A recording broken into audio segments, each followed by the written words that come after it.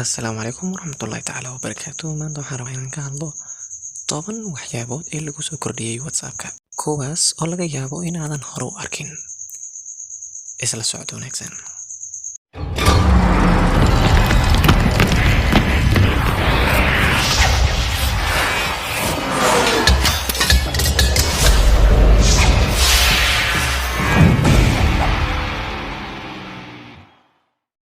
Qodobka koowaad waxa uu noqonayaa waxa loo yaqaano wall phrase ama sawirka kuu soo muuqanaya qofka markii aad qoraalka u qorayso. Si aad u saaratana waxaad taabanaysaa saddexdaas tick. Kadibna wall phrase ayaa ku dhufanaysaa. Meeshan ay change ku qoran tahay ayaad kusii dhufanaysaa. Kadibna waxa aad dooranaysaa wallfarka aad rabto inaad saarato. Naqshado badan ayaa meeshan ku jira. Naqshada aad doonaysa ayaad ka dooran kartaa. Mida kale qof allaala qofka aad rabto naqshad gooni ayaad saaran kartaa si aad uga aqoonsato. Hadda kan ayaan ka xushay. Kadib set wallper ayaa taabanaya.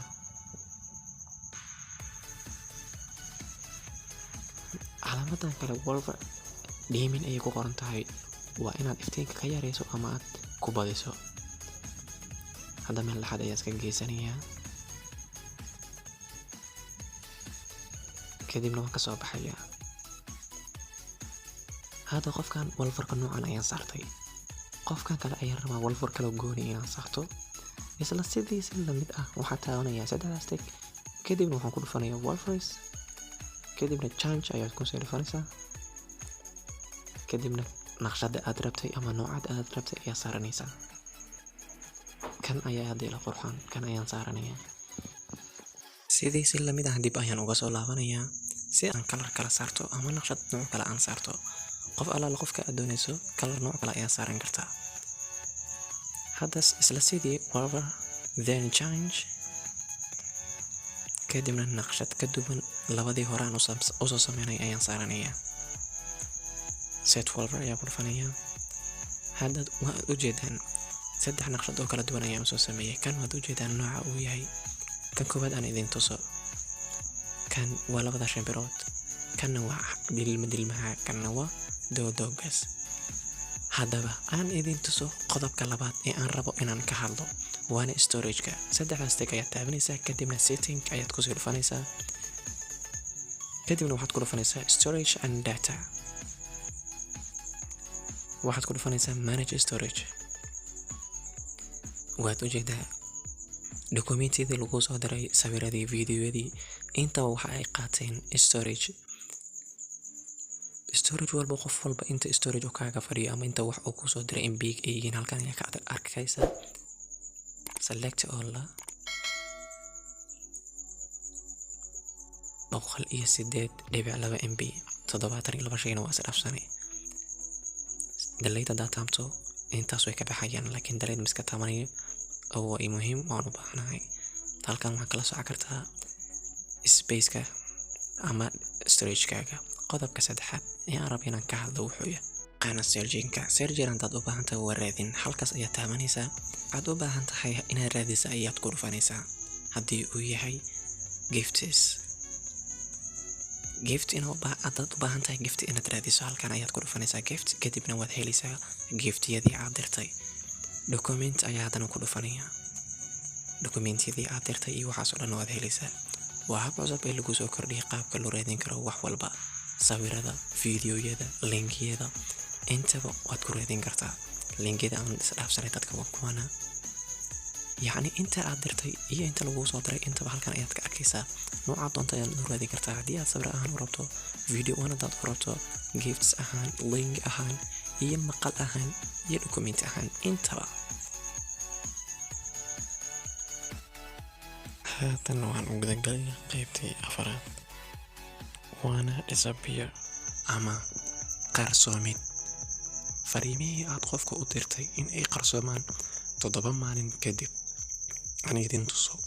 qofkan hadda waxaan u dirayaa assalaamu calaykum Fareda.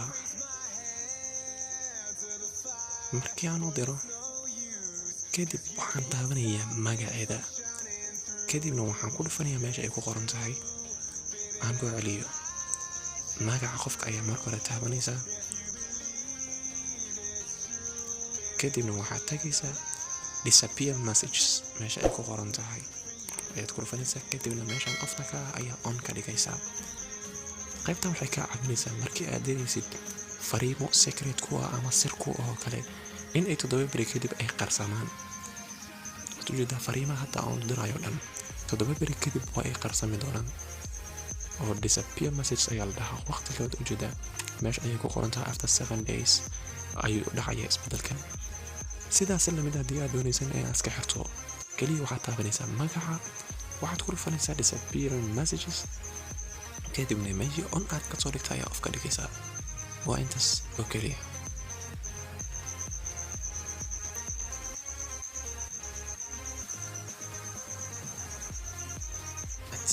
aan rabo inaan ka hadlo waxaa waaye custom notification ama waxaa loo yaqaano soo dhicista qaaska ah. qof walba fariin kusoo diro waxaad u samaysan kartaa cod gooniya inuu kugu soo dhaco. keliya magac ayaa soo taabtay kadibna waxaan ku dhuftay custom notifications kadibna waxaad taabanaysaa meeshay ku qoranta notification town. codadkan meesha yaalo codkaa doonta ayaad ka xulan kartaa si aad ugu aqoonsato qofka fariinta kuu soo diray. dadka muhiimka ku ah cod gaara ayaad u samaysan kartaa. sidaas lamid ahna soo dhicista ayaad cod gaara asna u samaysan kartaa. fariinta iyo soo dhicista laba ayay kala tahay marka lagu soo baxay marka fariin lagu soo dirayo. qodobkan wuxuu ka caawinayaa dadka qaaska ku ah inaad u samaysato cod gooni ah. qodobka shanaad ee inaan ka hadlaro wuxuu yahay moodka wuxuu ka caawinayaa fariimihii sida kugu soo dhacaya inayna shashada ka soo fulin. hadda intaan cashirka waday fariimaha way soo dhacayeen laakiin kumaanan arag shashada dusheeda ama iguma soo boodeen fariimahan. waxaa yeelay waxaa iga saaran mood. haddaba aniga inta soo qaabkan isaga saaran moodka magaca ayaad ku dhufanaysaa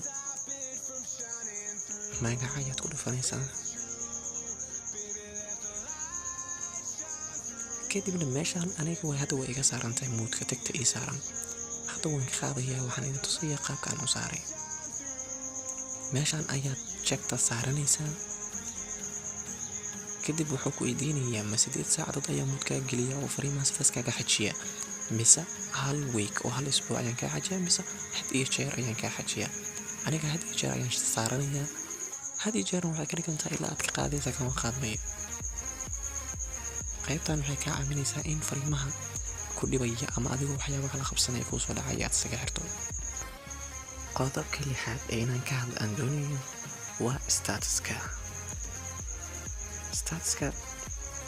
qaabo badan ayaad u soo saaran kartaa ama waad quruxsan kartaa sawirka aad soo saaraysa. kaliya waxaad ku dhufanaysaa meeshaan ay ku qoran tahay my status kadibna sawirka aad walaad xulanaysaa inaad soo saarto statuskaaga ama postiga waqti laha ah ee 24 saac ku haynaya ilaa adigoo aad ka saarta maagan.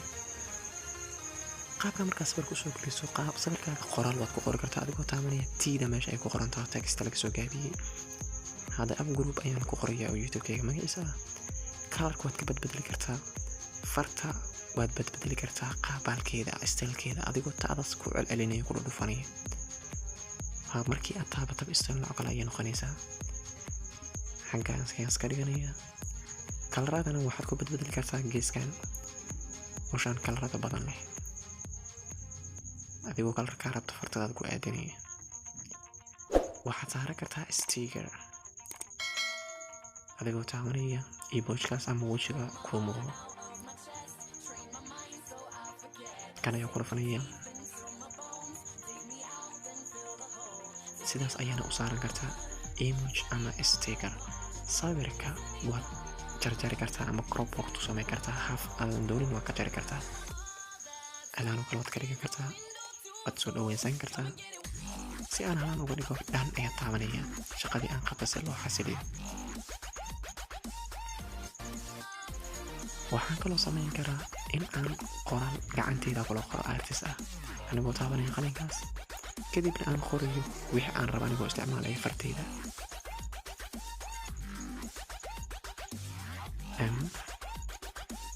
iyo xariiqada kale aan isaga darsaday iyo falfalaad kale. waxaan ula jeedaa falfalaadkan adigoo qoriya markaad isqalado waxaad uga laaban kartaa falaadka xagga ku taalo xidhanka bidix ujeedo waa taabanaysaa oo keliya qaladkii ka dhacay way tirtiraysaa ama dib ayay ku soo celinaysaa oo shaqada qabtay dib ugu soo celinaysaa. si aad u saarto statuskan waxaad taabanaysaa filaartan inta ujeeda si uu statuskaaga ay dadku arkaan. waxaan ka dhiganayaa sidee loo sameeyaa sticker adig ku khaas ah ama mid ah kuwa gacantaada ku samaysata sidee WhatsApp-ka loogu soo dara. hadda aan ku dhufto Freda kadibna aan u diro stickero aniga qaas ah ama kuwa aan aniga samaystay. ujeedada YouTube-kan qaybtiisa hoose waxaad ku qoran app group oo aago YouTube-kayga magaciisa. sidee ayaan ku sameeyay stickerada noocan ah ama aan ugu soo daray WhatsApp stickerska. haddaba aan idin tuso si aad u samaysato sticker adigoo gaar ah keliya waxaad u baahan tahay inaad Play Store-ka ka soo degsato application lagu magacaabo Sticker Maker. haddaba aan idin tuso Play Store ayaan gelayaa kadibna waxaan qorayaa Sticker Maker kadibna kan labaad ayaan soo degsanayaa qalinka ku sawiran yahay kadibna install ayaan taabanayaa. haddaba uu degayaa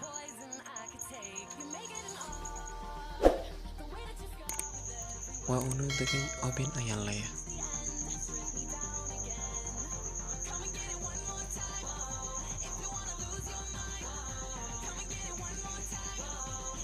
markii aan soo furmo kadib waxaan taabanayaa create new stickers. meesha waxaan ku qorayaa magaca stickerka ka dambeyn doona MK stickers. hoos waxaan ku qorayaa new stickers si hadhow stickerka marka qofka ugu dirto magacan hoos uga soo muuqdo. create adaa kadib MK stickers ayaa ku dhufanaya qaybta sare ah.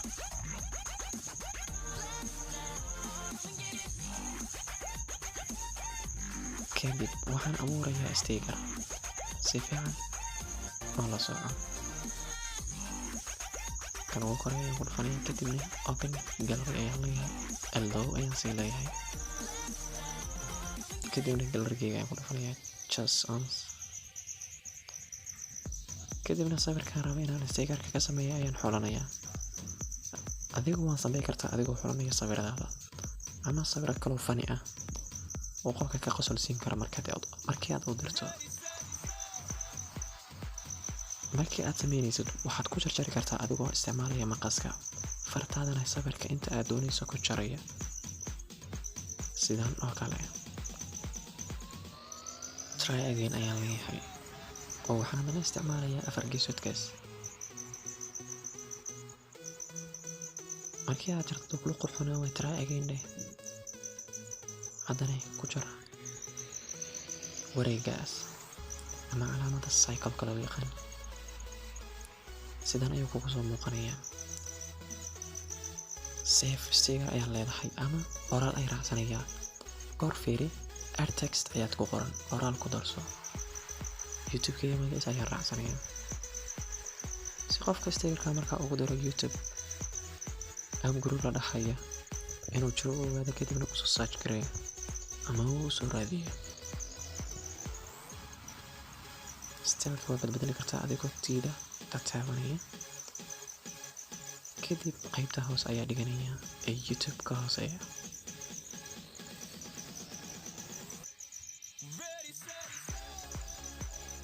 kadib save sticker ayaan ku dhufanaya si ay ugu soo garayso stickerkii aan sameeyay. sidaas ayaad ku sameyn kartaa fadada sticker aad doonayso.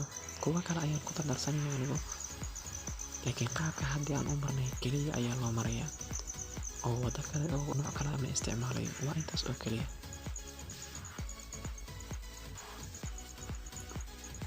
hadda waxaan filayaa inaad samaysan karto sticker allaala stickerka aad doonayso. dhowr sticker ayaan sii sameeyey kadib add WhatsApp ayaan leeyahay si uu igu soo darsan WhatsApp add ayaan sii taabanayaa. hadda waan ku soo daray stickeradii aan sameeyay WhatsApp-kayga qof allaala qofka aan doonay ayaan u dirin karaa. aniga tuso WhatsApp-ka ayaan soo furayaa kadib qaybta stickerska ayaan furayaa. stickerska ayaan ku dhufanayaa si aan stickerada iyo gaarka aan isticmaalo aan qofka ula wadaago.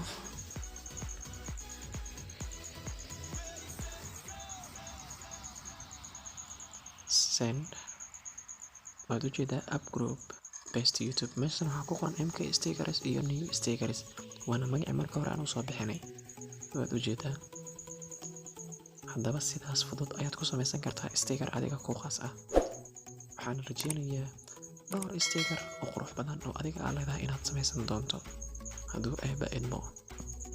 qodobka 8 waxaan u xushay inaan ka dhigto sidee adigoo online ah misana WhatsApp-kaad isaga dhigtaa inaad tahay qof offline ah ama loo saartaa fly mode. waxaad taabanaysaa diyaaraddaas waxaa ku qoran airplane mode active kaliya ayaad dhahaysaa si aad WhatsApp-kaaga offline uga dhigto. hadda WhatsApp-kaaga waa offline oo qof haddaa fariin u dirto oo ma dhacayso wuxuu kula dhaqmayaa sidii inaad tahay offline oo kale. aan idin tuso qof ayaan fariin u dirayaa. fariintaa markii aan u diro kadib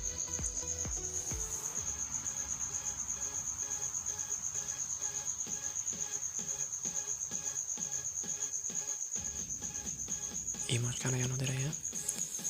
uma dhacayso ilaa aan ka qaado airplane modekaas ama fly modekaas. waxaa laga yaabaa siyaaba kale inaad usoo gasho dadka aan usoo gelin inaad chatin ama qof aad la sheekaysato. sidaan ayaa isaga saari kartaa si uuna ku mashquulin. haddana waad taabanaysaa oo kaliya wuu ka qaadmaya. waad ujeedaa hadda fariintii waad u dirsanatay qofkii aan u rabay oo hadda online ayaan ahay. waad ujeedaa fariintii way u dhacday. haddii aanaad saarto doonayso waad taabanaysaa oo kaliya active ayaa leedahay. haddii aanaad ka qaado doonaysana isla ciidi ayaad taabanaysaa. qodobka 9 dark ama bright. sida hadda uu yahay WhatsApp-kayga waa dark ama waa madow. habeen ahaan ayaan u isticmaalayaa oo waa mugdi. sidee looga dhigaa iftiin? lightka ayaa active ka dhiganaya anigoo taabanaya bisha qoraxda meesha ku taal ama bishaas u taqaan. waad ujeedaa hadda maalin ayuu ii yahay oo waa cadaan. haddii aan ku dhufto bishaasna waxaa ii noqonaya habeen oo madow ayuu ii noqonaya. waa light iyo dark.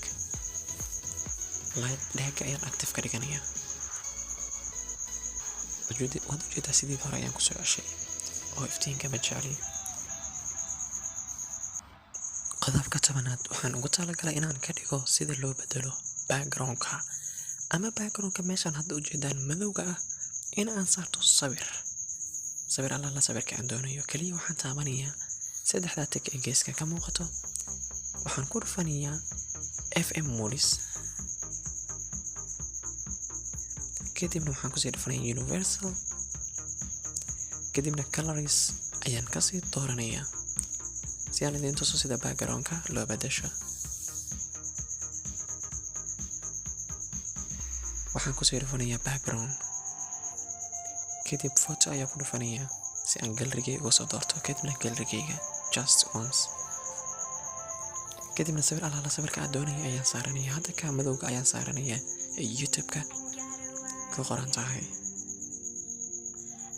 kadibna set wallpaper ayaan leeyahay. hadda backgroundkii waan bedelay. wallpaper iyo background wuu kala bedelan yahay. gudaha qaybta koowaad ayaan igu soo tusagan laakiin waa meeshan madowga ah marna cadaanka aan ka dhigay. sawirkaaga waad saaran kartaa. sawir alla sawirka aad doonaysa ayaa backgroundka saaran kartaa. qodobadan kale waa muhiim kasii faa'iideyso. 3 tig ayaan taabanaya kadibna FM modis ayaan ku dhufanaya kadibna privacy and security ayaan ku dhufanaya. kadib intaan meel oo tigta aana saarnayn waa muhiim inaad tag saarato reslasiinana qaasata lasiinkaaga inaad disable forward ka dhigto. markii aad qof fariin kasoo forward garayso ama qof fariin aad kusoo dirasay trace inuu forward on ku qorin halkan cidda kusoo wici karto who can call me inta qof ay soo wici karto ma qof walba ayaan ka dhigtaa. ma waxaan ka dhigtaa dadka ii save garaysan oo kaliya ma waxaan ka dhigtaa dadkayga qaar kamid ah oo kaliya mise qaar kamid ah dadka ayaan doortaa oo select contact ayaan ka dhigaa. midkaad doonta ayaad ka dhigi kartaa. qaybtan kale hard view status qofka viewkiisa waa statuskiisa waa daawan kartaa laakiin ma kuu sheegay inaad daawatay. qaybtan kalena anti delete status qof soo saartay hadduu dileediya xatii adigu waa sida arkaysaa. qaybtan kale anti delete messages qof fariin uu kusoo diray dib magaaga deleedin karo oo haddii uu ka dileeday xatii meesha ayay kusii saarnaysaa haddii ay meeshaan jag ku saarata. qaybtan kale blue tick after reply qofka markii aad u jawaabto kaliya ayuu u sheegayaa inaad fariintiisa akhrisay oo inaad akhriso waa isaga tagi kartaa qaybtan passwordka hadaad on waad kari kartaa hadaad doonaysa off ayaad ka dhigan kartaa waxaan rajeynayaa muuqaalka in badan inuu ku anfacay haddana waxaan kaaga tagayaa salaamta islaamka salaamu calaykum waraxmatullaahi tacaala wabarakaatuh